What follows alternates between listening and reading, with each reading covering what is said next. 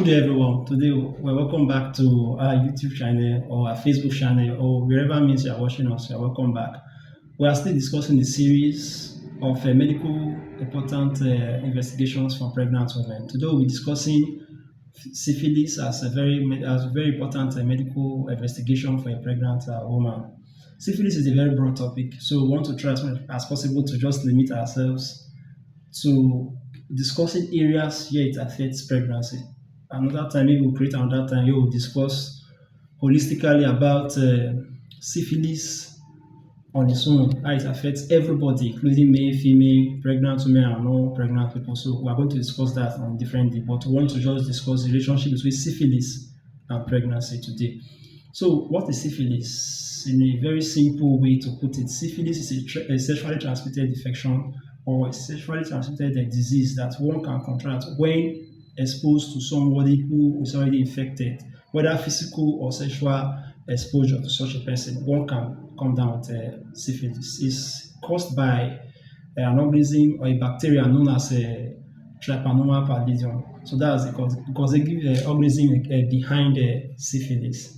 Now, why is it very important that we discuss this as a very important as a very important factor to discuss in pregnancy? Because it has been it has been found out that 2 out of every 5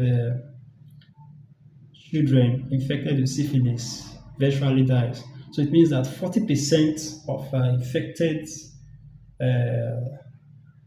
children with syphilis ends up being dead. So it is very, very important that pregnant women take caution and also, as much as possible, start treatment ahead of time to prevent the loss or further complication of their children. What are some of the complications or problems that can arise if someone is pregnant and has syphilis and is left untreated? One of such complications is one, miscarriage. And what is miscarriage? Miscarriage is when a child dies in the womb of a mother before the first 20 weeks of conception. So that can happen to somebody who is infected with syphilis. We also have another common problem, which is premature birth. Premature birth means when the child is being given birth to, and the child given birth to is not up to the first 37 week of pregnancy. So if such a child is termed as what, premature child. So that can also happen as a result of someone who is infected and is pregnant with syphilis. So another complication that can arise during pregnancy when people are exposed to syphilis is problems with the placenta and the umbilical cord. As we all know, the placenta is found in the womb of the pregnant woman, and the umbilical cord is what fuses the child to the placenta together. That's the mother and the child together.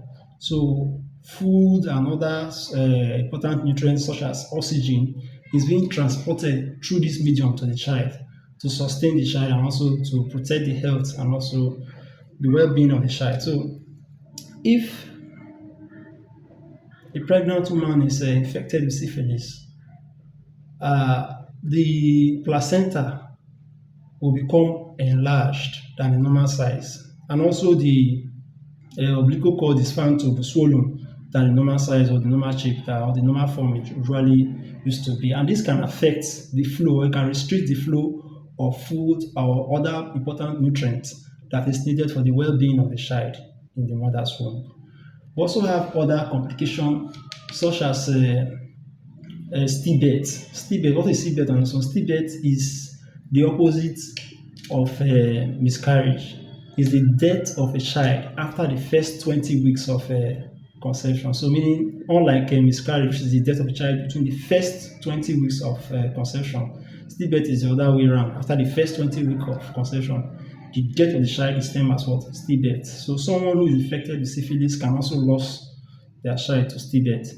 They also have neonatal death and also lifelong health challenges. So neonatal death means the death of a child that has been delivered before the first 28 days of that child. So that is termed as a neonatal death. Why some may also come down with other lifelong health challenges that may arise. So it is important that regardless of your means of delivery, that every pregnant woman undergoes syphilis test or see a physician for all these clinical investigations. And if diagnosis of syphilis on your own, it's possible for us to see people to go to a private lab and run this investigation. And when it comes out that you are positive and you are pregnant, it is very important that we visit a doctor for a treatment so that you can be free and your child can also be free. Now, the treatment for syphilis is also very dependent on the stages of syphilis, and we have 4 basic stages. We have one, the primary stage of syphilis. We also have 2, the secondary stage. We also have the latent stage, that's 3. Then we have the late phase, the later stage of syphilis. The primary stage is the first stage where one acquires syphilis. Secondary stage is you start feeling some symptoms of syphilis, such as headache, fever, weight loss, hair loss, sore throat, and the rest. The third stage is latent syphilis. It's a stage in which you don't feel much of a sign or of a symptom, so you think the syphilis is no longer there, but it's still very there and it's still very infectious. And if left untreated, it can lead to the 4th stage, which can lead to a more severe complication, which is the late syphilis stage. That stage, there are various complications such as vision problem, we have blindness, we have a neurological problem, we have internal organ damage, and so on. So all these are the various stages of syphilis. We would end our discussion here because syphilis is a very broad topic, but we want to just discuss its relationship with pregnancy, which we've discussed. So it is important for every pregnant woman to, as much as possible, to visit a physician when pregnant and carry out these various investigations so that you give birth to healthy children that will not have complication or will not be affected by something you could have prevented.